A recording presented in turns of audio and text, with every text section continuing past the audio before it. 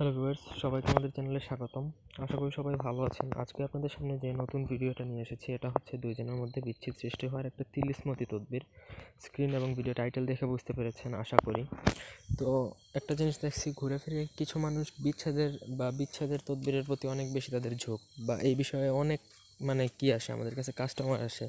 তো যার জন্য আজকের এই ভিডিওটি বানানো। ভিডিওটা না টেনে শুরু থেকে শেষ পর্যন্ত দেখেন, আমার কথা বুঝেন, তারপরে কাজ করেন, ইনশাল্লাহ আপনি 100% লাভবান হবেন। এবং আপনি যদি আমাদের দিয়ে কোনো ব্যক্তিগত কাজ করাতে চান, তাহলে স্ক্রিনে দেওয়া নাম্বারে সরাসরি ফোনে কথা বলে যে কোনো কাজ করাতে পারবেন, দেশে বা দেশের বাইরে থেকে।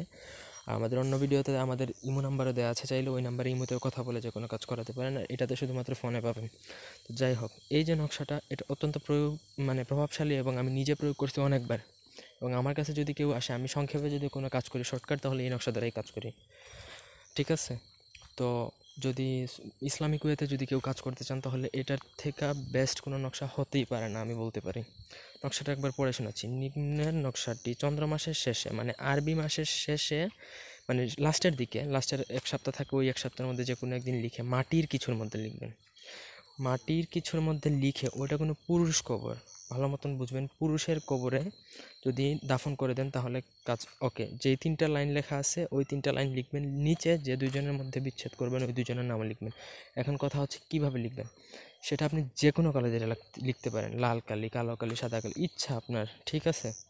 আপনি লিখে জাস্ট ওইটা মাটির ওই যে পাত্রের মধ্যে লিখবেন। লিখার পরে সেটা আপনি কোনো পুরুষ কবরের মধ্যে দাফন করে দিবেন। দ্যাটস ইট, আর কিছু করতে হবে না। আমার অনুমতি নিয়ে নেবেন। আমি এটার অনুমতি সবাইকে এইভাবে দিব না, কারণ হচ্ছে এতে অনেকের ক্ষতি হতে পারে বা বিচ্ছেদ সৃষ্টি করতে পারে। এটা যে কারোর মধ্যে বিচ্ছেদ করতে পারবেন, বাবা মা, ভাই বোন, ইত্যাদি ইত্যাদি। আপনার প্রেমিক প্রেমিকা, যাকে ইচ্ছা তার উপরে প্রয়োগ করতে পারেন। তো আশা করি কেউ কোনো খারাপ উদ্দেশ্যে ব্যবহার করবেন না।